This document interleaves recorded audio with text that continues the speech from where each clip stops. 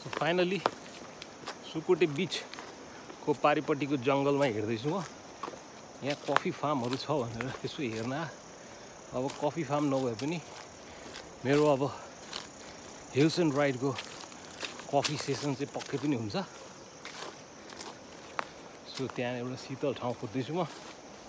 त्यो शीतल ठाउँमा बसेर हिल्स एन्ड राइडको कफी सेसन।